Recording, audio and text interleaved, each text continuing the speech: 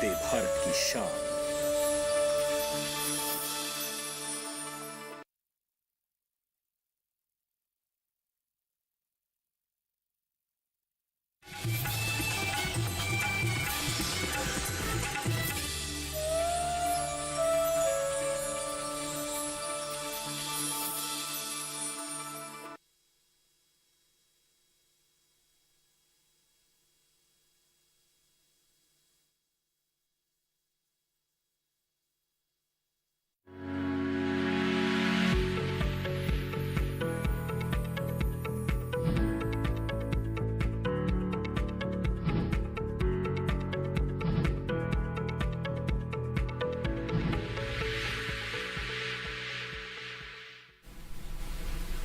नमस्कार, स्वागत है आपका हेलो किसान में। आपके साथ मैं हूं अंजू सिंह। हेलो किसान एक लाइव फोन इन कार्यक्रम है जहां हम बात करते हैं खेती किसानी की और हमारे साथ एक्सपर्ट्स रहते हैं जो कि हमारे किसानों के जवाब देते हैं, वो भी लाइव एक फोन कॉल के माध्यम से।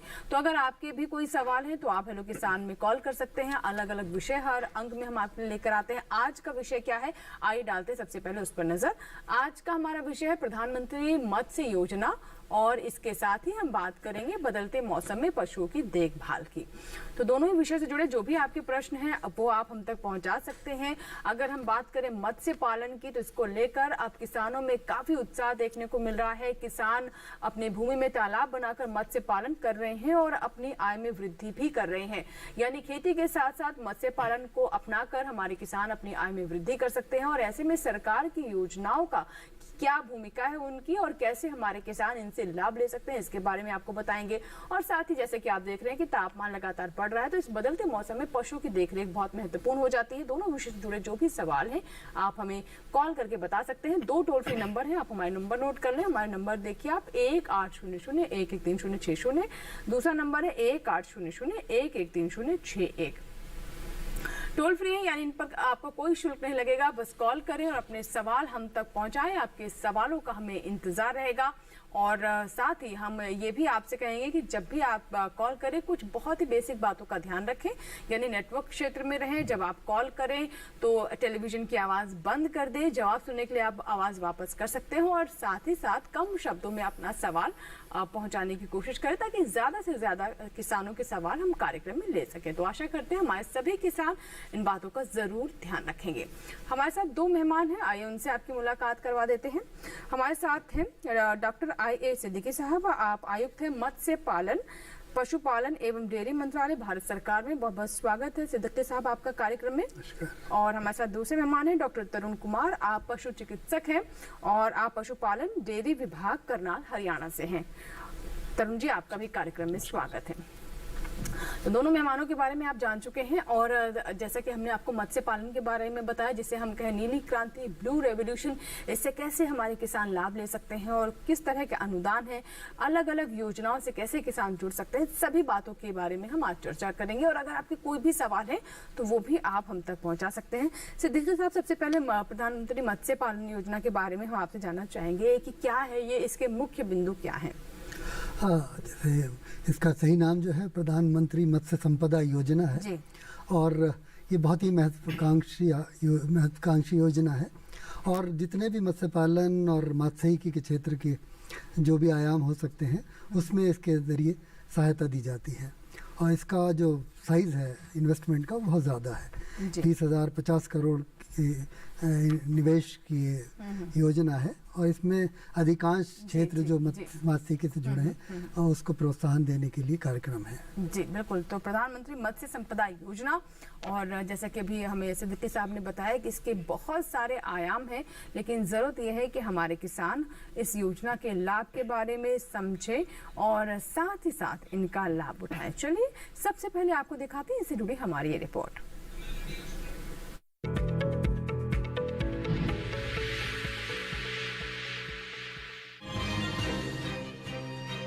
देश में काफी संख्या में लोग मछली पालन के काम से जुड़े हैं। ऐसे में सरकार भी मछली पालन और मछली पालकों के विकास के लिए लगातार प्रयासरत है। इसी क्रम में सरकार ने मछली पालन के विकास के लिए प्रधानमंत्री मत्स्य संपदा योजना की शुरुआत की थी। प्रधानमंत्री मत्स्य संपदा योजना की अनुमानित लागत 20,050 करोड़ रुपए है। इस योजना से मछली पालन के क्षेत्र से जुड़े मछुआरों, मछली किसानों, मछली श्रमिकों, मछली विक्रेताओं और अन्य हितधारकों को फायदा हो रहा है। मत्स्य योजना का मकसद नीली क्रांति के जरिए देश में मछली पालन क्षेत्र के सतत और जवाबदेह विकास को सुनिश्चित करना है। प्रधानमंत्री मत्स्य संपदा योजना 5 साल के लिए लागू की गई है। योजना वित्त वर्ष 2020-21 से 2024-25 के दौरान लागू रहेगी। इस योजना से मछली पालन क्षेत्र की गंभीर कमियों को दूर करते हुए उसकी क्षमताओं का भरपूर इस्तेमाल किया जा रहा है। साथ ही मछली पालन क्षेत्र में 9% की सालाना दर से वृद्धि के साथ 2024-25 तक 22 मिलियन मीट्रिक टन उत्पादन का लक्ष्य हासिल किया जा सकेगा। इतना ही नहीं, इस योजना के जरिए मछली पालन के लिए गुणवत्ता युक्त बीज हासिल करने और मछली पालन के लिए बेहतर जलीय प्रबंधन को भी बढ़ावा मिल रहा है। प्रधानमंत्री मत्स्य संपदा योजना में कई नई गतिविधियों और क्षेत्रों जैसे जेनेटिक सुधार कार्यक्रम, एक्वाकल्चर स्टार्टअप, मछली की खपत के लिए प्रचार गतिविधियां, तटीय मछली पालन ग्रामों का विकास और अत्याधुनिक थोक मछली बाजार पर ध्यान केंद्रित किया जा रहा है। इस योजना से मछली पालन क्षेत्र और इससे जुड़े किसानों और श्रमिकों को सामाजिक और आर्थिक सुरक्षा मिल रही है।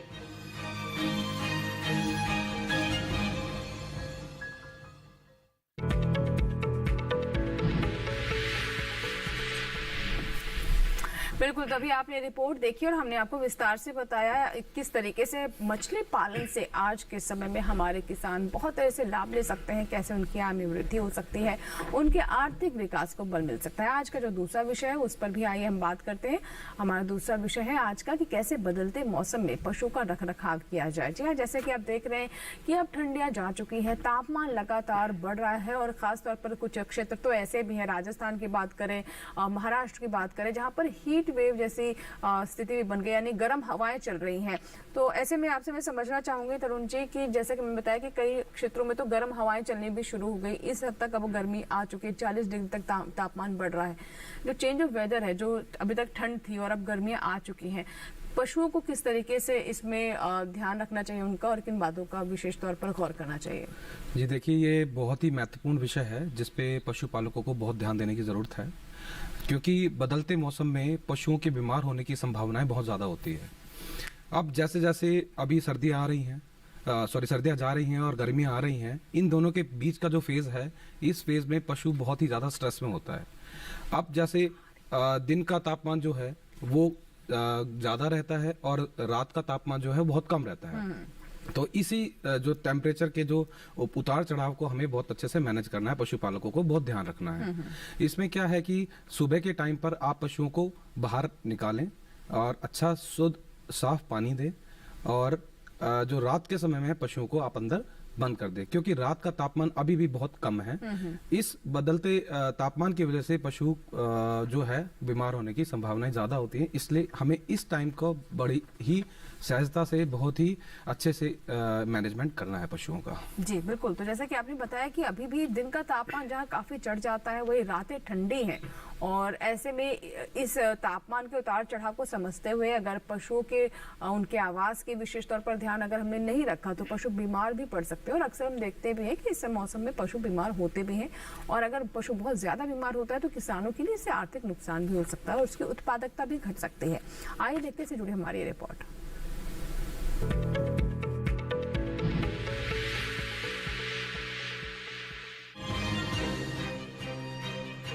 गर्मियां शुरू हो चुकी हैं।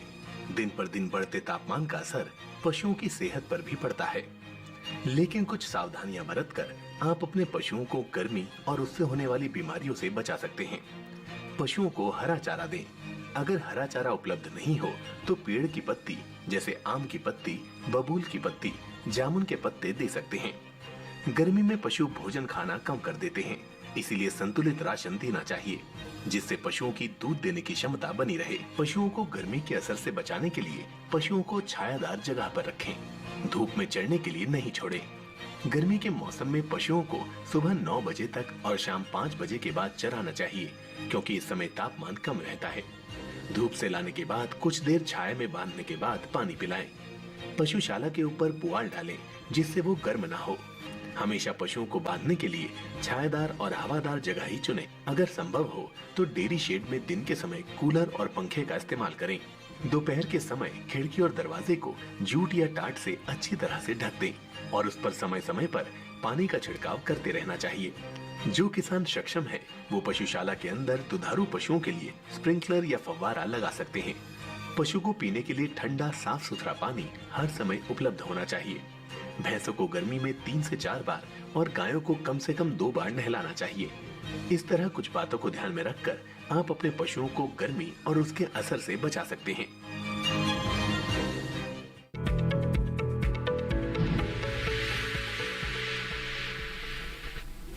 तो बिल्कुल अभी आपने रिपोर्ट देखी जिसमें हमने आपको ये भी बताया कि अगर पशुओं को चरने के लिए बाहर भी ले जाना है तो ऐसे में सुबह 9 बजे से पहले और शाम को जब थोड़ा ठंडा हो जाए मौसम उस वक्त जाए, क्योंकि बहुत ज्यादा धूप में पशु बीमार भी हो सकते हैं।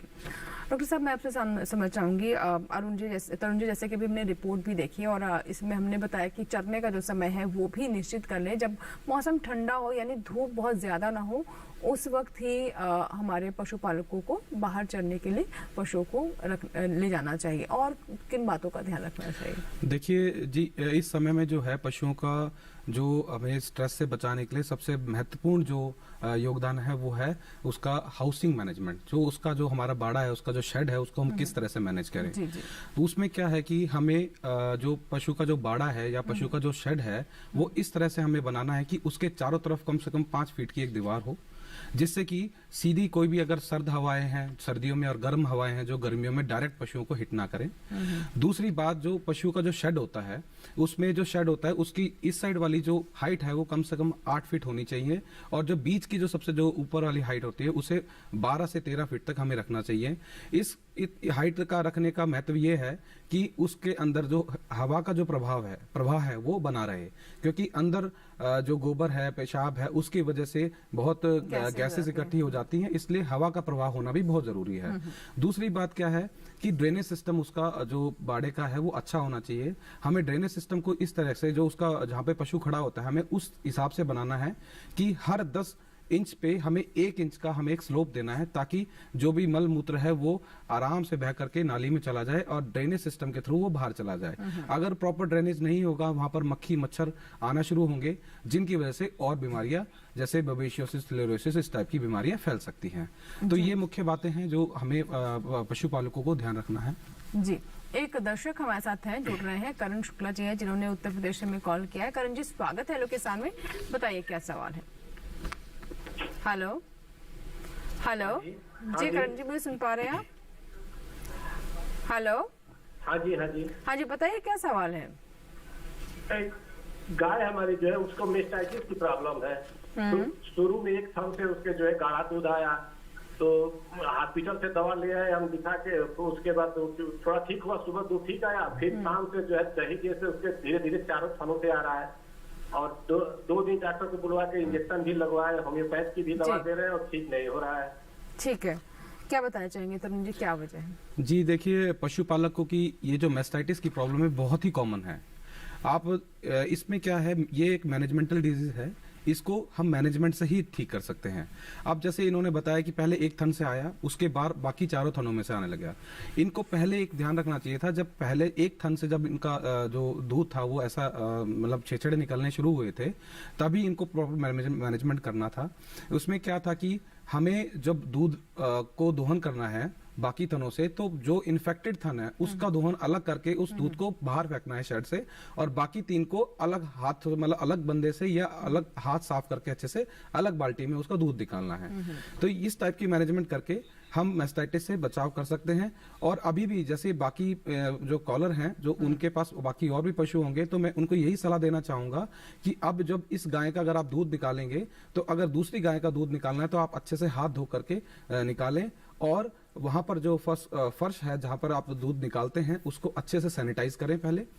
ये इससे आप इससे बचाव कर सकते हैं बाकी दूसरे पशुओं का। और एक दर्शक और है, राजेश जी हैं जिन्होंने बाराबंकी से हमें कॉल किया है। आइए सवाल लेते हैं। राजेश जी, बताइए क्या सवाल है आपका।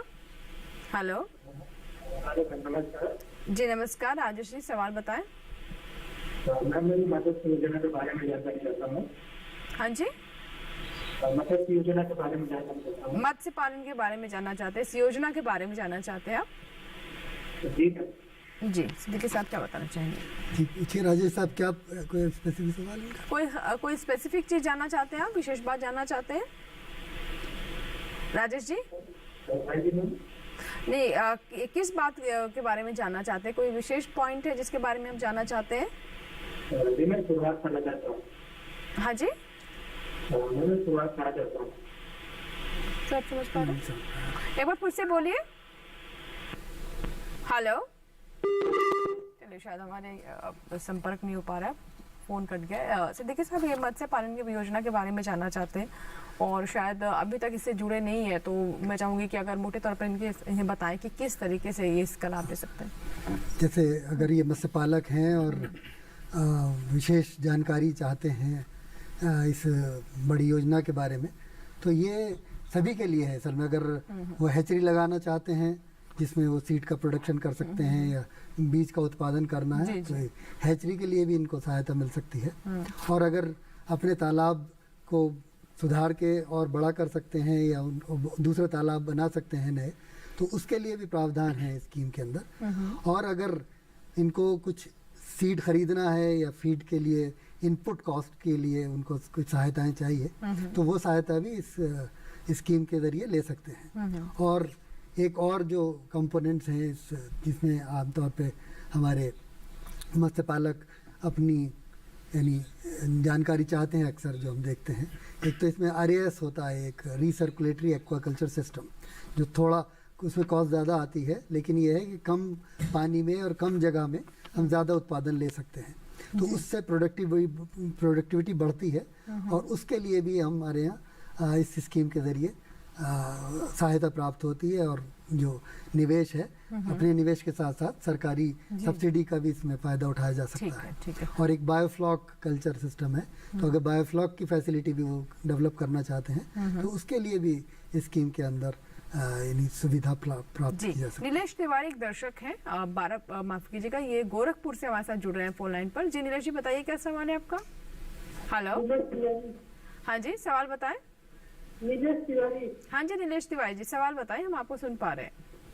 मैम, मेरी गाय का दूध बहुत पतला हो रहा है मैम, इसके लिए क्या करूं? तरुण जी, क्या कुछ आप पूछना भी चाहते हैं इनसे? नहीं, गाय का दूध पतला है जी। गाय का दूध बहुत पतला है मैम, उसके लिए क्या करूं? गाय किस नस्ल की है आपकी? गाय किस नस्ल की है आपकी? जी मैम। नस्ल कौन सी है गाय की? हेलो नीलेश जी, किस नस्ल की गाय है आपकी? नीलेश जी, मुझे सुन पा रहे हैं आप? चलिए, शायद हमारा संपर्क नहीं हो पा रहा है, फोन कट गया इनका भी। ये तो नहीं बता पाए किस नस्ल की है, लेकिन क्या ये समस्या है या फिर ये आम बात है? हाँ, ये समस्या आमतौर पर देखी जाती है। इस समस्या का है कि जैसे अगर किसी पशु पालक ने अचानक से किसी का फीड पशु का चेंज कर दिया है, जैसे अभी वो कुछ और चारा डाल रहा था और एकदम से उसने चारा कोई और डालना शुरू कर दिया, उस वजह से ही ये मतलब समस्या आ सकती है। तो सबसे पहले पशुपालक भाइयों को ये ध्यान रखना है कि अगर हमें पशुओं का आहार में परिवर्तन करना है तो एकदम से ना करें, उसको थोड़ा सीमित समय दे करके 1 हफ्ते का 10 दिन का टाइम लेके धीरे धीरे उसको चेंज करें। दूसरी बात, हो सकता है कि इनकी गाय में मैस्टाइटिस की अभी सब क्लिनिकल प्रॉब्लम हो, कि वो अभी क्लिनिकल फेज में नहीं आई है, तो मैं इनको ये कहूंगा कि नजदीकी किसी पशु संस्थान में जाकर के पशु चिकित्सक से संपर्क करके अपना मैस्टाइटिस के लिए टेस्ट कराएं। जैसे CMT टेस्ट आता है, कैलिफोर्निया मैस्टाइटिस टेस्ट, वो भी करा सकते हैं। क्या पता वो अभी मैस्टाइटिस के सब क्लिनिकल फॉर्म में हो। जी जी। एक दर्शक और है, नंद स्वरूप मिश्रा जी हैं, 12 बंके से इन्होंने हमें कॉल किया है। जी स्वागत है नंद स्वरूप जी, बताइए क्या सवाल है आपका? नमस्कार, मैं बालाबंकी से मैं जानना ये चाहता हूँ, मछली गलती रानी है, जीवन में हाथ लगाओ डर जाते हैं, बाहर निकालो मर जाते हैं। किस प्रकार की मछलियाँ पाते हैं, जैसे नाइटी है, कपड़ा है, गेहूँ है, इसका कितना अनुपात में डालना चाहिए? इस जमीन का गहराई लगभग 6 मिलता है, 40-45 फुट से मिलता है, तो वहाँ कितना गहरा तालाब बनाना चाहिए जिससे पानी से पानी सब कट चला जाता है, तो पानी कौन बचाव कैसे करें? जी देखिए साहब, जहाँ तक मैं समझ पाया हूँ ये अलग अलग किस्मों के हिसाब से पूछ रहे हैं कि तालाब की गहराई कितनी होनी चाहिए। शायद इसमें मिट्टी का पीएच भी इसमें जी। देखना पड़ता है। हाँ, मैं समझ पाया कि इनकी जो जानकारी चाहते हैं वो ये चाहते हैं कि अगर जब मछली पाल रहे हों तो हमारी एक एवरेज पॉन्ड की गहराई कितनी होनी चाहिए आमतौर पे, और रेशो क्या होना चाहिए। रेशो, नहीं, जिस तरीके से पानी की गहराई को कहते हैं कि अगर पानी का हमारा जो सतह हो वो 1 मीटर से 1.5 मीटर के गहराई की सतह जो है वो हमारी बनी रहे एक समय में, तो उसके लिए पानी को नियंत्रित करते रहें। और अगर ज़्यादा पानी हो जाता है तो वो भी बहुत ज़्यादा अच्छा नहीं होता है, बल्कि ये है कि एक आइडियल सिचुएशन में 1.5 मीटर के अंदर अंदर और 1 मीटर से कम ना हो और 1.5 मीटर के ज़्यादा ना हो, इतना पानी का स्तर मेंटेन करके रखना चाहिए। और पीएच की बात जहाँ तक है तो पीएच नॉर्मली वो तो अम्लीय नहीं होनी चाहिए और एसिडिक भी नहीं होनी चाहिए, सॉरी मतलब पीएच 7 से प्लस भी नहीं होनी चाहिए। तो हम लोगों को रखना है उसको कि 7 और 8 के बीच में वो हमारी पीएच होनी चाहिए। बिल्कुल। तो अच्छा, ये भी जानना चाह रहे थे जहाँ तक कि कितनी मछली, मतलब बीज कितना डालना होगा अगर अलग अलग जो किस्में है उसके अनुसार, तालाब की जो भी चौड़ाई या लंबाई है उसके अनुसार, क्या इस बात का भी कोई ध्यान रखने की जरूरत होती है? तौर पे एक स्टॉकिंग रेट, स्टॉकिंग डेंसिटी हमारी तय होती है। Density, exactly. स्टॉकिंग डेंसिटी जिसे हम कहते हैं, उसमें ये है कि हम लोगों को बताया जाता है कि भाई ये राय दी जाती है कि उसमें बीमारियां ना हो और कंट्रोल कंडीशन में हम लोग काम कर रहे हैं, तो इस बात का ध्यान रखा जाए कि ओवर स्टॉकिंग ना की जाए। तो 5000 का बीज हम 1 हेक्टेयर का अगर तालाब है तो उस अनुपात में डालना चाहिए। जी जी। और रही कि अगर हम मिक्स्ड पालन करते हैं, जैसे कि बाराबंकी के क्षेत्र से आपका प्रश्न है, तो उस इलाके में हमारा रोहू, कतला और मृगल मछलियों का आमतौर पे हम उत्पादन करते हैं। और इस मिक्स्ड वैरायटीज़ में अगर हम रखते हैं तो क्योंकि ये जो कल्चर मिक्स्ड होता है इसका पर्पज़ ये होता है कि जो तीनों टाइप की मछलियां हैं इनकी जो भोजन लेने की प्रवृत्ति है वो अलग अलग होती है। जैसे कतला है, ऊपर की सतह में जो उसको प्लैंकटन का फूड मिलता है उसको इस्तेमाल करते हैं। इसी तरीके से जो मृगल है वो जो तली में रहती हैं और नीचे जो चीज़ें मिलती हैं उस पर अपना भोजन उनका निर्भर होता है। इसी तरीके से रोहू जो है वो मिडिल कॉलम फीडर है। तो इस तरीके से उनकी पूरे पॉन्ड की जो उत्पादकता है उसको पूरा इस्तेमाल कर लें, इसलिए अलग अलग तरह की मछली रखी जाती हैं। और इसमें कोई विशेष अनुपात की नहीं है, बेसिकली ये है कि कुछ मछलियाँ इसमें खासतौर से जैसे कतला है, लोग कतला को ज़्यादा डालना चाहते हैं क्योंकि उसका उत्पादन, उसकी जो वृद्धि है की दर वो ज़्यादा होती है और लोग ज़्यादा उसको पसंद करते हैं। लेकिन यह है कि उचित अनुपात में तीनों मछलियों को रखा जाए ताकि जो वाटर के कॉलम्स हैं तीनों, ऊपर का और सतह का और मिडिल कॉलम प्लस जो बॉटम में अवेलेबल है फूड, उसका सही तरीके से संयम समावेश करके अपनी मछलियाँ उसका फ़ायदा करें और हमें बाहर से कम फीड दे के, तो इससे हमारी जो लाभ का अंश है वो बढ़ जाता है। जी, एक दर्शक है, आइए बात करते, एक और कॉलर है हमारे साथ फोन लाइन पर। Hello hello hello. जी नमस्कार, स्वागत है हेलो किसान में। अपना सवाल बताइए। मेरा सवाल जी, आपका सवाल बताएं। जी, 2 सवाल मेरा है मैडम। जी बताएं, रमेश जी हमारे साथ। हाँ, मत्स्य पालन से संबंधित है। हेलो जी, हम सुन पा रहे हैं, अपना सवाल बताइए आप। मत्स्य पालन से संबंधित है जी। मछली का लीज में एक्सटेंशन दिए हुए हैं 20 पर, और उसमें कहाँ से उन्नत बीज मुझे प्राप्त होगा मुझे। और दूसरा सवाल है कि एक बकरी का बच्चा 4-5 दिन से दिखाई नहीं पड़ रहा है, तो मैंने आई ड्रॉप किया है लेकिन फिर भी सुधार नहीं हो रहा है। ये तो सवाल मेरा है। जी, तो देखिए साहब, पहले हम मछली पर ले लेते हैं। जैसे जानना चाह रहे हैं कि अच्छे बीज इन्हें कहाँ से मिल सकते हैं? बीज का तो जो आपके राज्य में या हमारे जो ज़िला स्तर पे सरकार के द्वारा चलाई जाने वाली हैचरियाँ भी हैं और बहुत से प्राइवेट हैचरी भी मौजूद रहती हैं। तो अगर उन हैचरियों से हम अगर सीड लेते हैं, क्योंकि कई बार होता है कि बाहर से लोग ला के बेचते हैं और उसकी कोई गारंटी नहीं होती है, लेकिन अगर हमारी जो सर्टिफाइड हैचरीज हैं, क्योंकि आजकल बहुत से क्षेत्रों में भी कोशिश की जाती है कि उनका सर्टिफिकेशन किया जाए और उनको विशेष तौर से ये रिकग्नाइज़ किया जाए कि उनकी गुणवत्ता जो है वो सही है और फिर ऐसी जगह से अगर हम अपना बीज लेते हैं तो फिर इसकी उत्पादकता और उसका जो वृद्धि है वो ठीक रहती है। तो इसमें हम जो नज़दीकी हैचरी है उससे संपर्क करें। जी बिल्कुल। तरुण जी, और जैसा कि इनका दूसरा सवाल था, ये अपनी बकरी के बारे में पूछ रहे थे कि इसको दिखाई नहीं दे रहा है और इसके लिए उन्होंने आई ड्रॉप्स का भी इस्तेमाल किया, क्या बताना चाहेंगे? जैसा कि कॉलर ने बोला कि बच्चे को दिखाई नहीं दे रहा, जी, अगर मैं ये समझ रहा हूँ इनके क्वेश्चन से कि अगर उसको पहले दिखाई देता था अब नहीं दिखाई दे रहा है, तो इस रेफरेंस में मैं बात करूंगा कि हो सकता है कि बच्चे को विटामिन ए की कमी हो। विटामिन ए की कमी से पशुओं में एक कंडीशन होती है जिसे बोलते हैं ज़ीरोफ्थेल्मिया। उसमें क्या होता है कि कॉर्निया की जो आंखों की जो झिल्ली होती है वो ओपेक होनी शुरू हो जाती है, मतलब उससे आर पार लाइट नहीं जा सकती।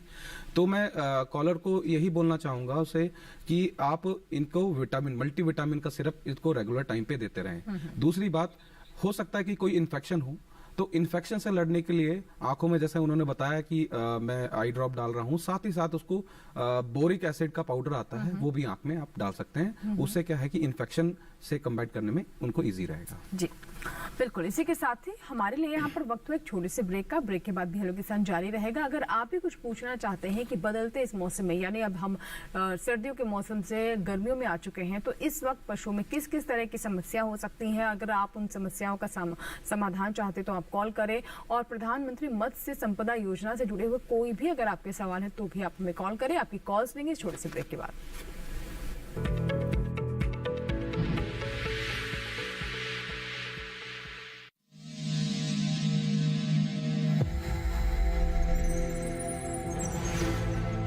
आत्मनिर्भर किसान भारत की शान। उत्पादन में आत्मनिर्भर होने के साथ साथ फसल की कटाई के उपरांत उपज की हानि को रोकने, ग्रामीण क्षेत्रों में रोजगार सृजन करने और बीज से बाजार तक के विजन को मजबूती देने के उद्देश्य से 1 वर्ष पूर्व माननीय प्रधानमंत्री श्री नरेंद्र मोदी जी ने एक महत्वाकांक्षी केंद्रीय योजना एग्रीकल्चर इंफ्रास्ट्रक्चर फंड की शुरुआत की। इस आधुनिक इंफ्रास्ट्रक्चर से कृषि आधारित उद्योग लगाने में एक बहुत बड़ा बदलाव आएगा और बहुत बड़ी गति आएगी। साथियों, अब हम उस स्थिति की तरफ बढ़ रहे हैं जहां गांव के कृषि उद्योगों से फूड आधारित उत्पाद शहर जाएंगे और यही तो आत्मनिर्भर भारत अभियान का संकल्प है। एग्रीकल्चर इंफ्रास्ट्रक्चर फंड से पात्र लाभार्थी गोदामों का निर्माण कर सकते हैं, छटाई या ग्रेडिंग इकाई, पैकिंग हाउस, सप्लाई चेन और कोल्ड चेन जैसी सुविधाएं या फिर प्राथमिक कृषि प्रसंस्करण केंद्र की स्थापना कर सकते हैं। इस योजना के तहत पात्र लाभार्थियों को 2 करोड़ रुपए तक के ऋण पर अधिकतम 7 वर्ष के लिए ब्याज में 3% तक की छूट दी जा रही है। ऋण पुनर्भुगतान के लिए 6 महीने से 2 वर्ष तक मोरेटोरियम की सुविधा भी उपलब्ध है। इस योजना ने अब तक सफलता की कई मिसालें कायम की हैं, जैसे कि मध्य प्रदेश के लाभार्थी श्री विपिन त्रिपाठी ने एग्रीकल्चर वेस्ट से बायोफ्यूल बनाने का इनोवेटिव प्राइमरी प्रोसेसिंग सेंटर लगाया है। लोन मिलने की वजह से हम समय पर सारी मशीनों का प्रोक्योरमेंट और सारा सिविल वर्क टाइम पे करवा पाए, जिससे ये प्रोजेक्ट को लगाना संभव हो पाए। राजस्थान के लाभार्थी श्री यशवर्धन मुंद्रा ने सॉर्टिंग एंड ग्रेडिंग यूनिट लगाकर रोजगार के अवसर पैदा किए हैं। कर्नाटक की महिला उद्यमी श्रीमती ममता वी ने प्राइमरी प्रोसेसिंग सेंटर लगाकर प्रगति की नई राह चुनी है। ಸಣ್ಣ ಪುಟ್ಟ ಉದ್ಯಮಿಗಳನ್ನ ಮತ್ತಷ್ಟು ಅಗ್ರಿಕಲ್ಚರ್ ಅಲ್ಲಿ ಹೆಚ್ಚು ನಾವು ಇನ್ನಷ್ಟು ಸಾಧನೆ ಮಾಡಲಿಕ್ಕೆ ಕಾರಣಕಾರಕವಾದಂತ ಈ ಅಗ್ರಿಕಲ್ಚರಲ್ ಇನ್ಫ್ರಾಸ್ಟ್ರಕ್ಚರ್ ಫಂಡ್ ಇಂದ ನಮ್ಮ ಇನ್ನಷ್ಟು ಯೋಜನೆಗಳು ಆಯೋಜನೆಗಳು ಉತ್ತಮಗೊಂಡಿದೆ।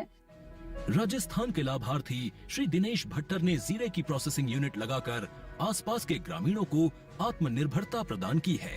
महाराष्ट्र के लाभार्थी श्री अनूप कुमार मोहता ने वेयर हाउस बनाकर अन्न भंडारण को सुनिश्चित किया है। आज देश के कोने कोने से किसान, कृषि उद्यमी, किसान उत्पादक संघ, प्राथमिक कृषि सहकारी समितियां, स्वयं सहायता समूह और कृषि उपज मंडियां इस योजना का लाभ उठा रहे हैं।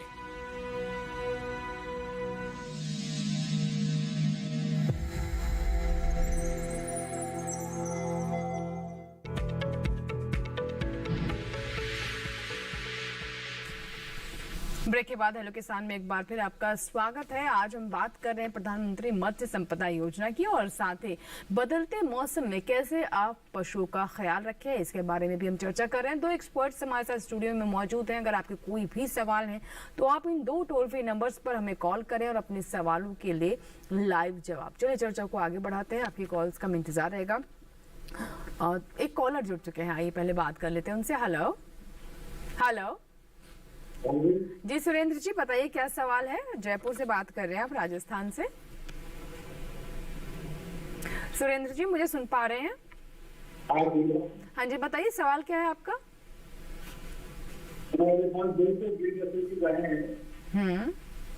और मैं IVF टेक्नोलॉजी से बच्चे लेना चाह रहा हूँ, तो मुझे क्या करना होगा? जी IVF टेक्नोलॉजी से क्या, एक बार फिर से सवाल अपना बताइए। हेलो, मेरे 200 नस्ल की गायें हैं। हाँ जी, मैं IVF टेक्नोलॉजी से बच्चे लेना चाह रहा हूँ। अच्छा ठीक है। करना होगा। जी, IVF टेक्नोलॉजी से बच्चे लेना चाह रहे हैं। देखिए, पहले तो इस टेक्नोलॉजी के लिए आपको प्रॉपरली ट्रेंड होना पड़ेगा।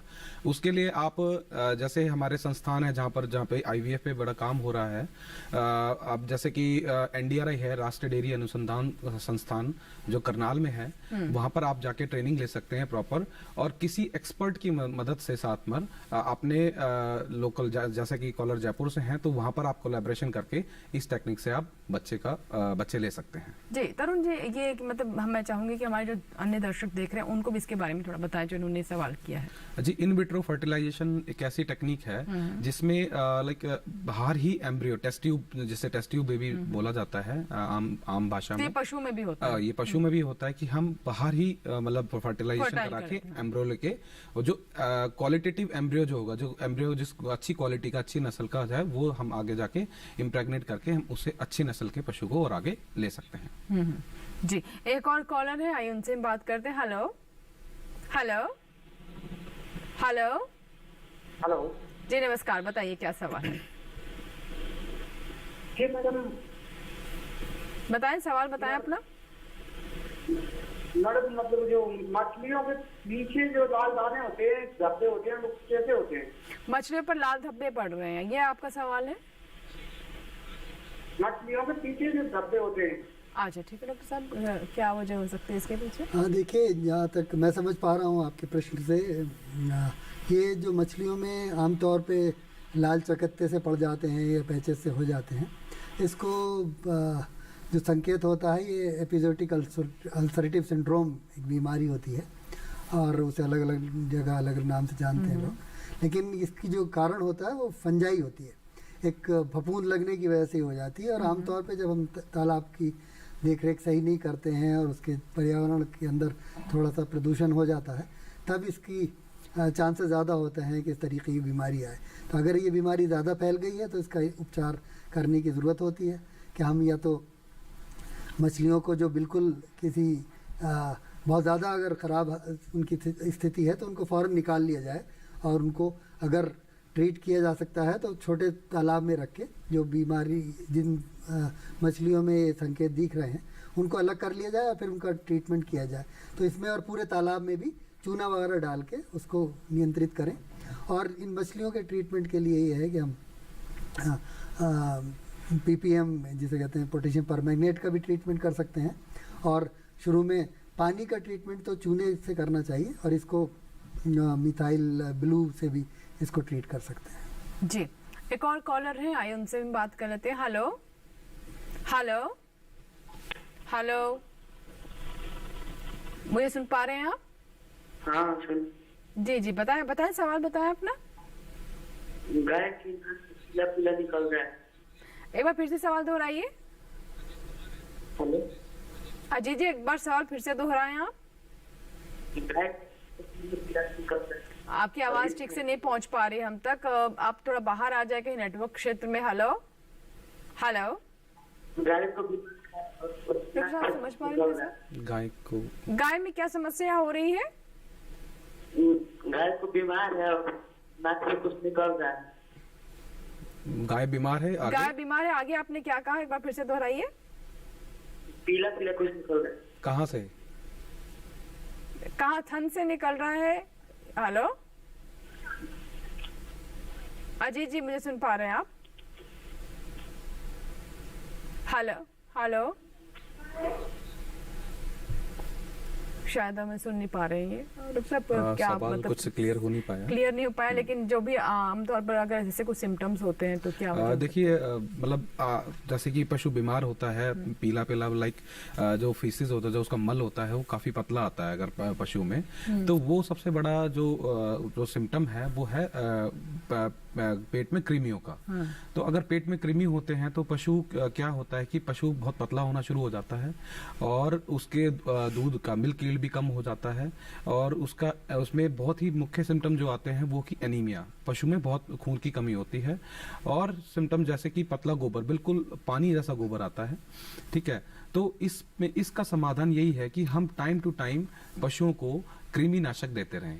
अब कृमि जो है, कृमिनाशक जैसे कि हम कृमिनाशक देने के लिए सबसे पहले एक तो प्रॉपर डोज में और प्रॉपर टाइम के साथ दें, क्योंकि अगर डोज कम रहेगी तो भी हमारे जो पेट में जो पशुओं के है वो कृमि पूरे नहीं मर पाएंगे, और अगर टाइम से नहीं दिया तो कृमियों की संख्या इतनी हो जाएगी कि हम कृमियों को कंट्रोल नहीं कर पाएंगे। तो जैसे कि पशु पैदा होता है तो पैदा होने के बाद हर 15 से 20 दिन के अंदर कृमिनाशक देना बहुत जरूरी है, और जब तक ये 3 महीने का होता है कि हर 20 से 20 दिन के अंतराल पे उसको कृमिनाशक देना है। उसके बाद 3 महीने के बाद जब पशु 6 महीने तक हर महीने हम उसको कृमिनाशक दें, और 6 महीने के बाद उसको हर 2 से 3 महीने पर कृमिनाशक देना बहुत जरूरी है। एक और दर्शक है हमारे साथ, आशुतोष जी हैं, जिन्होंने बनारस से हमें कॉल किया है। आइए बात करते हैं। जी आशुतोष जी, बताइए क्या सवाल है? जी मैम, मेरी गाय जो है वो लगभग 1 महीने से मतलब 1 महीने पहले बच्चा दी हुई है, और अभी तक वो पतला गोबर करती है और दूध भी नहीं बढ़ा रही है। जी, वाराणसी से हमारे साथ है आशुतोष जी। पतला गोबर दे रही है गाय, और जैसे कि बता रहे हैं कि दूध की उत्पादकता जो है वो भी जो होनी चाहिए वो नहीं है, क्या वजह से फिक्र? जी देखिए, मैंने अभी आपको बताया कि पशुओं में जो कृमि की समस्या है वो बहुत ही ज्यादा है। ये हर पशुपालक इस समस्या से जूझ रहा है। तो अभी जैसे ये बता रहे हैं कॉलर कि भाई गोबर पतला कर रही है, ये टिपिकल सिम्टम है कि भाई हाँ, पेट में कृमि हो सकते हैं। पेट में कृमि होने का सबसे बड़ा नुकसान क्या है कि आप जो पशुपालक जो है वो अच्छे से अच्छा दाना, अच्छे से अच्छा चारा देता है, लेकिन वो कृमि क्या करते हैं, उस चारे को यूटिलाइज करके खुद ग्रो करते हैं, और जो पोषण पशु तक पहुंचना चाहिए वो पोषण पशु तक नहीं पहुंच पाता। अब पोषण पशु तक नहीं पहुंच पाएगा तो वो पोषण जो पोषण पशु तक पहुंचना चाहिए वो दूध के जरिए नहीं आ पाएगा, इसलिए दूध का जो उत्पादकता है वो भी कम होती है। अब जैसे ये बोल रहे पतला गोबर, ये भी एक सिम्टम है कृमिनाशक का। तो मैं कॉलर को यही सजेस्ट करना चाहूंगा कि उनको कृमिनाशक दें। जी बिल्कुल, तो कृमिनाशक जरूर दें। और ये देखिए, हमारे और भी कॉलर हैं, उनकी भी यही समस्या सामने आई है, इसी तरह का सवाल था। तो हो सकता है कि इस वक्त ये समस्या पशुओं में देखने को मिल रही है, तो जरूर इस बात का ध्यान रखें। एक और कॉलर है, उनसे हम बात करते हैं। हेलो हेलो हेलो जी, कृष्ण कुमार जी, बताइए क्या सवाल है? आप हिसार से हैं हमारे साथ फोन लाइन पर। कृष्ण जी, सवाल बताएं अपना। जी कृष्ण जी, मुझे सुन पा रहे हैं आप? हेलो जी किशन सर, हमें सुन पा रहे हैं आप? हाँ जी जी बताइए, सवाल बताएं। ये जो झींगा मच्छी फार्म है जी, झींगा मच्छी मच्छी पालन का है, हाँ जी हाँ जी, इस पे कोई मतलब लोन व सुविधा भी है कि भाई? ठीक है, सिद्दीकी साहब लोन के बारे में जानना चाहते हैं। हाँ, ये जो जिस योजना की हम बात कर रहे थे, इस योजना के तहत यही है कि अगर आप कहीं से लोन लेते हैं तो लोन की सब्सिडी के तौर पे आपको काफ़ी हिस्सा सरकार की तरफ से मिल जाता है, क्योंकि आपको 60% लगाना होता है और जो सरकारी सहायता है 40% आपको मिलती है, जो राज्य सरकार और केंद्र सरकार मिलके आपको देती हैं, और उसमें आप अपना सहायता ले सकते हैं। और उसके बाद अगर आपको बैंक से ऋण लेना होता है तो इसमें सरकारी जो कार्यालय होते हैं मत्स्य विभाग के, वो उसमें आपकी सहायता करते हैं, और फिर आप जो लोन लेंगे उसको आप सब्सिडी के जरिए चुका भी सकते हैं। बिल्कुल, तो ये किस तरीके से आप लोन ले सकते हैं ये भी अभी आपने जाना है, सिद्दीकी साहब ने अभी हमें बताया। और अगर आपके कोई और भी सवाल है तो भी आप हमें कॉल कर सकते हैं। टोल फ्री नंबर्स हम लगातार स्क्रीन पर फ्लैश करें। सिद्दीकी साहब, जैसे कि हम प्रधानमंत्री मत्स्य संपदा योजना के बारे में बात कर रहे हैं और अभी आपने बताया कि किस तरीके से लोन ले सकते हैं। मान लीजिए जिस किसान को अपनी निजी भूमि पर तालाब बनाना है तो क्या ये भी इसमें संभव है और किस तरह की मदद इसमें होती है? जी हाँ, बिल्कुल। जिस तरीके से हम बने हुए तालाब को सुधार करते हैं, इसी तरीके से नए तालाब भी बनाने के लिए प्रावधान है और उसमें जो भी यूनिट कॉस्ट निर्धारित है, कितने क्षेत्र के हिसाब से उसका जो बजट है उसके हिसाब से उनको इसी रेशो में सब्सिडी मिलती है। जी जी। तरुण जी, अब बात कर लेते हैं पशुओं की। तो देखिए हमने यहाँ पर देखा कि कई सारे जो कॉलर्स थे उनके सवाल यही थे कि उनका पशु स्वस्थ नहीं है। क्या ये इस समय आम है कि पशु बीमार हो ही जाते हैं क्योंकि मौसम बदल रहा है? जैसे कि हमने देखा कुछ क्षेत्रों में दिन तो गर्म है लेकिन रातें काफी ठंडी है अभी भी। तो किस तरह की समस्या इस समय में आ सकती है पशुओं को? जी, ये जो पीरियड चल रहा है अभी, ये बहुत ही मतलब क्रूशियल पीरियड है, बहुत ही संवेदनशील है। इसमें क्या है कि दिन का तापमान तो गर्म होता है, रात का तापमान बहुत ही कम होता है। तो उसमें क्या है, पशुपालक जो है जैसे तापमान बढ़ा तो पशुपालक ने सोचा कि गर्मी आ गई तो उस हिसाब से पशु को रख रखाव करना। लेकिन क्या है, रात में तापमान एकदम से नीचे गिर जाता है, उस वजह से पशु के अंदर स्ट्रेस आता है। अब स्ट्रेस बॉडी में आता है, उसकी वजह से क्या होता है कि अन्य बीमारियां पशु में आने लगती हैं। जैसे पशु का स्ट्रेस आने से क्या होगा, पशु की रोग प्रतिरोधक क्षमता जो होती है वो कम हो जाती है। उस रोग प्रतिरोधक क्षमता के कम होने से क्या होगा कि और रोग जो अलग टाइप के रोग हैं या कृमि हैं वो पशु के शरीर में एक्टिव होना शुरू होते हैं और इसी पीरियड में पशु ज्यादा बीमार होना शुरू होता है। जी, एक दर्शक हैं अमित राय है जिन्होंने देवरिया से हमें कॉल किया है, उत्तर प्रदेश से। जी अमित जी, बताइए क्या सवाल है? अमित जी मुझे सुन पा रहे हैं? जी नमस्कार। मेरा सवाल यह है कि मैं मछली पालन शुरू करना चाहता हूँ। ठीक है। तो उसके लिए क्या सरकार से कुछ ऐसी सुविधा है क्या कि फंडिंग वगैरह, मतलब सब्सिडी वगैरह के लिए?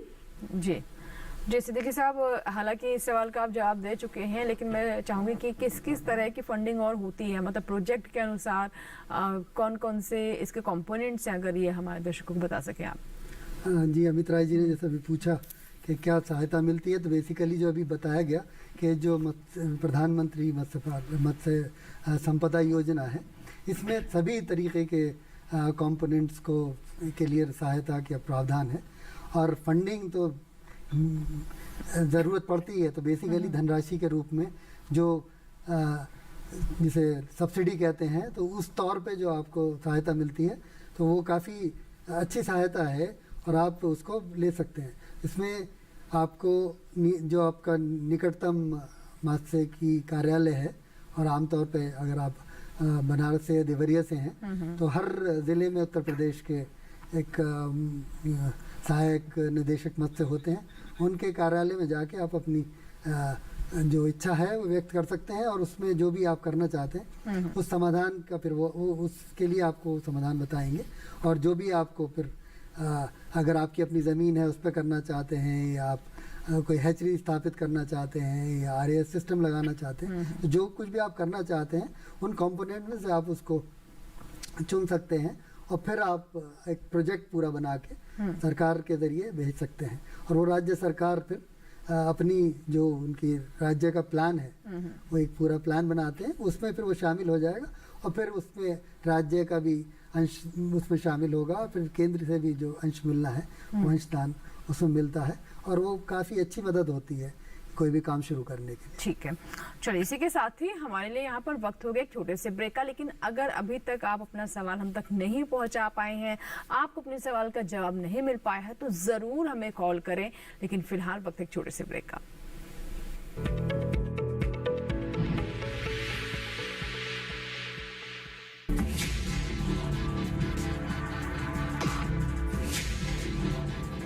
भोजन, जल और शुद्ध वातावरण हमारे जीवन का मुख्य आधार है और कृषि इसका मूल स्तंभ। पिछले 60 वर्षों में विज्ञान आधारित कृषि का व्यापक प्रसार हुआ है। साथ ही कृत्रिम संसाधनों के बढ़ते प्रयोग से कृषि की सतत क्षमता पर चिंताएं बढ़ी हैं। प्रधानमंत्री श्री नरेंद्र मोदी जी के दूरदर्शी नेतृत्व के अंतर्गत रसायन मुक्त जैविक खेती एक महत्वपूर्ण प्रयास है। रसायन मुक्त जैविक खेती को बढ़ावा देने के लिए 5 वर्ष पूर्व सरकार ने परंपरागत कृषि विकास योजना तथा उत्तर पूर्व भारत में जैविक मूल्य श्रृंखला योजनाएं आरंभ की। ऑर्गेनिक फार्मिंग को देश भर में बढ़ावा देने के लिए सरकार अनेक प्रयास कर रही है। इसके लिए परंपरागत कृषि विकास योजना के तहत काम किया जा रहा है। न सिर्फ ऑर्गेनिक फार्मिंग को बल दिया जा रहा है, बल्कि उसके लिए वैल्यू एडिशन और मार्केट की व्यवस्था भी की जा रही है। भारत सरकार एवं किसानों के सम्मिलित प्रयासों से आज देश के लगभग 36 लाख किसान 38 लाख हेक्टेयर क्षेत्र में जैविक खेती कर रहे हैं। इसके अतिरिक्त हमारे देश के अनेक ऐसे क्षेत्र हैं जहां आज भी पारंपरिक जैविक खेती हो रही है। इन पारंपरिक जैविक क्षेत्रों को जैविक प्रमाणीकरण सुलभ कराने हेतु पीजीएस के अंतर्गत लार्ज एरिया सर्टिफिकेट का प्रावधान किया गया है। इस प्रक्रिया की विशिष्टता ये है कि इसमें प्रमाणीकरण मात्र 2 से 3 महीनों में हो जाता है, जबकि सामान्य परिस्थितियों में इसमें 2 से 3 वर्ष का समय लगता है। अंडमान निकोबार केंद्र शासित प्रदेश के कार निकोबार एवं नैन काउरी द्वीप समूह देश के सर्वप्रथम ऐसे प्रमाणीकृत जैविक क्षेत्र हैं। अभी हाल ही में संपूर्ण लक्षद्वीप को जैविक खेती के रूप में प्रमाणित किया गया है। वर्ष 2016 में सिक्किम राज्य पूर्ण जैविक कृषि राज्य के रूप में प्रमाणित हो चुका है। सुदूर उत्तर में हिमालय श्रृंखला के बीच स्थित लद्दाख ने भी पूर्ण जैविक के लक्ष्य की ओर बढ़ना शुरू कर दिया है। जैविक उत्पादों को बाजार सुलभ कराने तथा किसानों की उपभोक्ताओं तक पहुंच बनाने के लिए एक समर्पित जैविक खेती पोर्टल भी बनाया गया है। जैविक खेती पोर्टल के जानकारी मंच और विपणन मंच के माध्यम से किसानों को उच्च गुणवत्ता उत्पादन तथा बाजार उपलब्ध कराया जा रहा है। आशा है देश के सभी राज्य अपने जैविक क्षेत्रों का विस्तार करेंगे और देश में जैविक कृषि क्रांति को मजबूत करने में योगदान देंगे। जैविक उत्पादों की देश और विदेशों में बढ़ती मांग तथा जैविक उत्पादों का बढ़ता बाजार, किसानों की उपभोक्ताओं तक पहुंच तथा जैविक एफपीओ द्वारा जैविक कृषि व्यापार में भागीदारी हमारे किसानों को अपनी आय बढ़ाने का अवसर दे रहा है। पिछले 5 वर्षों में जैविक कृषि उत्पादों का निर्यात दोगुने से अधिक बढ़कर 7,000 करोड़ रुपए से अधिक का हो गया है और इसमें प्रतिवर्ष 20% से अधिक की वृद्धि हो रही है। उम्मीद है पारंपरिक क्षेत्र के किसान भी इस बढ़ते बाजार से लाभान्वित होंगे और जैविक कृषि आंदोलन को आगे बढ़ाएंगे। किसानों की मुस्कान समृद्ध हिंदुस्तान की है पहचान।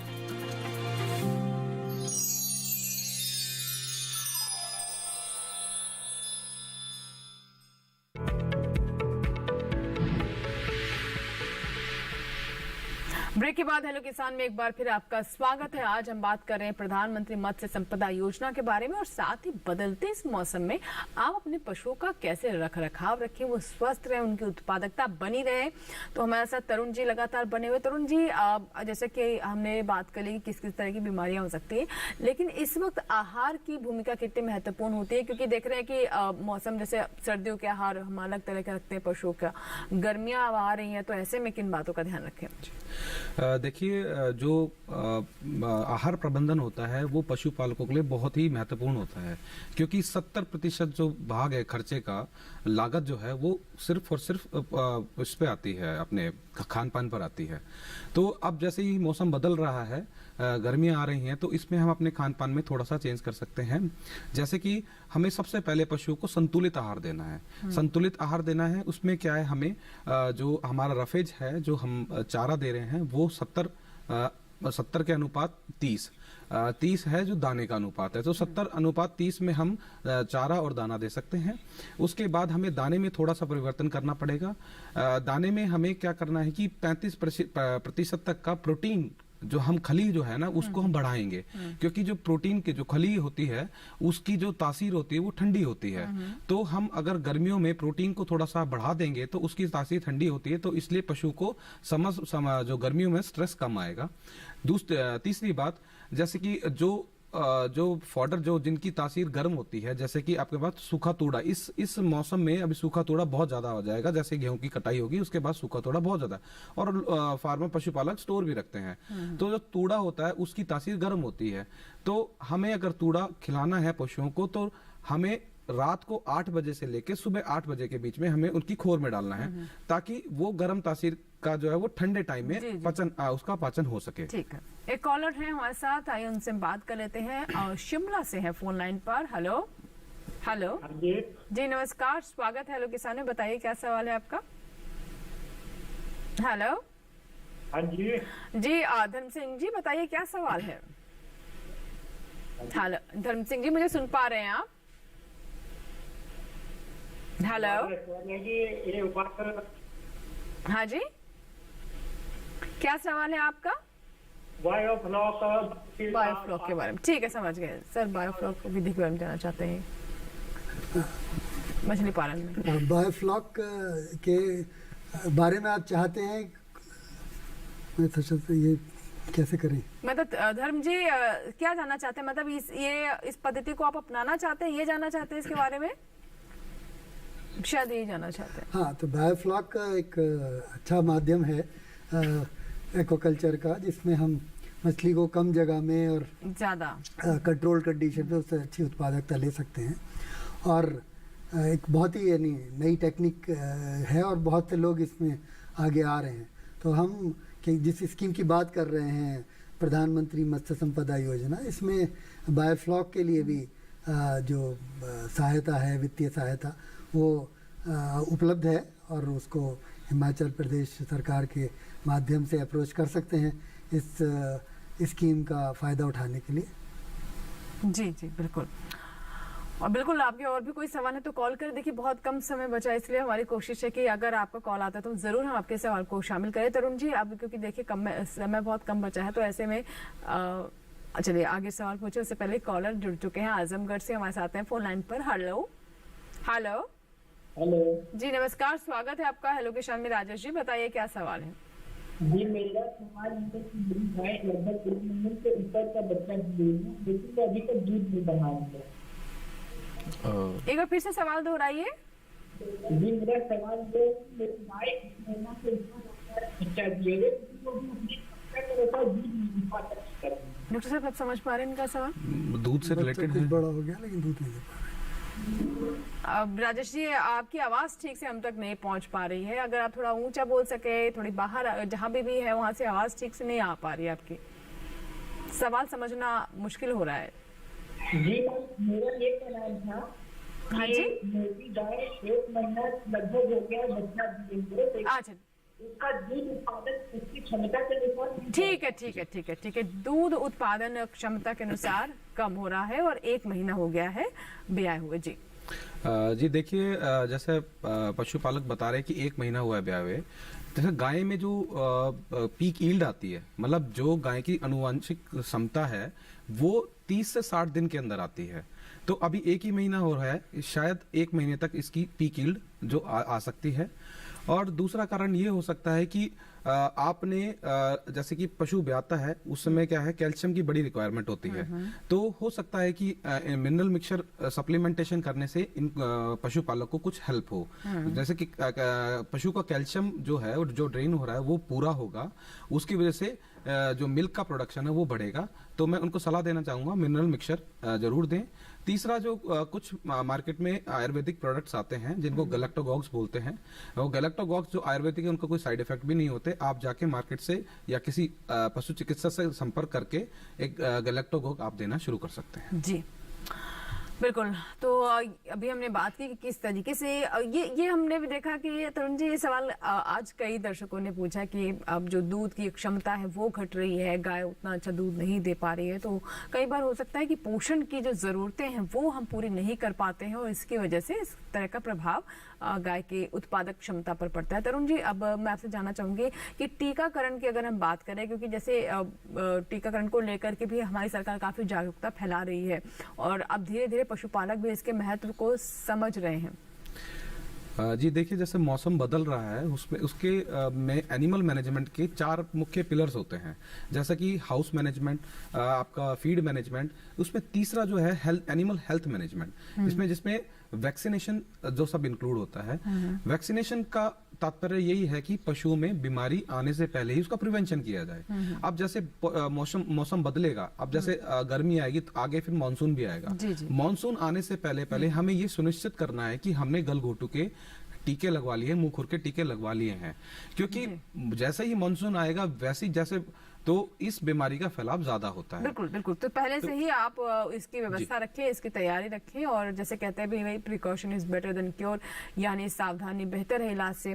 सिद्दीकी साहब, क्योंकि कार्यक्रम को अब यहीं पर हमें समाप्त करने का हमारे लिए समय हो गया, लेकिन अंत में मैं बहुत कम शब्दों में आपसे जानना चाहूंगी कि प्रधानमंत्री मत्स्य संपदा योजना की जो हम बात करें, इसमें कुछ बड़े प्रोजेक्ट्स भी हैं जिन्हें सेल्फ हेल्प ग्रुप हो या फिर FPO हो, उसके माध्यम से भी जिसका लाभ उठाया जा सकता हो। जी, क्योंकि ये स्कीम है, इसमें सारी चीज़ें को समावेश किया हुआ है, तो इसमें ऐसी स्कीम्स, ऐसे कंपोनेंट्स भी हैं जिसमें महिलाएं जुड़ के आ सकती हैं। जैसे सीवीड का प्रोग्राम है, जो सीवीड कल्टीवेशन है, जिसमें ये कहा जाता है कि उससे जो एलाइड उसके काम है वो महिलाएं सेल्फ हेल्प ग्रुप बना के कर सकती हैं। और फिश ड्राइंग का काम है, तो बहुत से ऐसे काम है फिशरीज से जुड़े हुए जिसमें महिलाएं भी आ सकती हैं। FFPOs का तो प्रोविजन है, उनको भी सहायता मिलती है। तो और अगर देखें तो खाली ये जो अंतर्देशीय मछली पालन के बारे में जो हम सोचते हैं कि भाई तालाब है, हैचरीज हैं, इसके साथ साथ जो समुद्री मछली पकड़ने के जो साधन है उसके लिए भी बहुत सी हमारे इसमें कंपोनेंट्स हैं स्कीम में। जैसे डीप सी फिशिंग के लिए कंपोनेंट्स हैं, अपनी बोट्स को बेहतर बनाने के लिए हैं, गियर के लिए है। इसी तरीके से प्रोसेसिंग के क्षेत्र में यानी पोस्ट हार्वेस्ट, यानी बहुत सारे कंपोनेंट्स हैं और ये काफी बड़ी योजना है। मकसद यही है कि हर तरह की जो जरूरत है मछली पालन से जुड़ी हुई हमारे किसानों की, उन्हें एड्रेस किया जा सके, उनका समाधान हो सके और उसका लाभ भी उन्हें मिल सके। बहुत बहुत शुक्रिया आप दोनों मेहमानों को, आप स्टूडियो में आए और आज के दोनों विषय पर इतने विस्तार से आपने चर्चा की। बहुत बहुत धन्यवाद। और चलिए अब चलते चलते आपको बताते हैं कि हमारा कल का विषय क्या है। आइए डालते हैं नजर। कल का हमारा विषय कृषि में आधुनिक यंत्रों का प्रयोग, और साथ ही हम बात करेंगे अगले विषय के बारे में। हमारा अगला विषय है कल का पॉली हाउस में सब्जियों की खेती। तो 2 विषय हैं हमारे जिन पर हम कल चर्चा करेंगे और आपके सवाल लेंगे। अगर आपके कोई सवाल है तो आप हमें ईमेल कर सकते हैं। हमारा ईमेल एड्रेस नोट कर लें। हमारा ईमेल एड्रेस है hellokisan2015@gmail.com। इसके साथ ही फेसबुक के माध्यम से भी आप हमें संपर्क कर सकते हैं। फेसबुक पर जाएं, सर्च में हेलो किसान टाइप करें, हमारा पेज खुल जाएगा। आप अपने सवाल हम तक फेसबुक के माध्यम से पहुंचाएं। और हमारा कॉल सेंटर नंबर भी नोट कर लें आप। हेलो किसान टोल फ्री नंबर हमारा है 1800-113-0660। सोमवार से शनिवार सुबह 6 से रात 10 बजे के दरमियान इस नंबर पर आप कॉल करें, अपने सवाल रिकॉर्ड करवाएं। जाते जाते आपको बता दें कि अब आप हमारा ये कार्यक्रम यानी हेलो किसान YouTube चैनल पर भी देख सकते हैं। इसके लिए करना बस आपको ये है कि टेलीविजन स्क्रीन पर दिखाए जा रहे इस QR कोड को स्कैन करें और जुड़ जाएं DD किसान के YouTube चैनल से। यहाँ लेंगे आपसे इजाजत, अगले अंक में फिर होगी आपसे मुलाकात। तब तक आप बने रहें दूरदर्शन किसान के साथ। नमस्कार।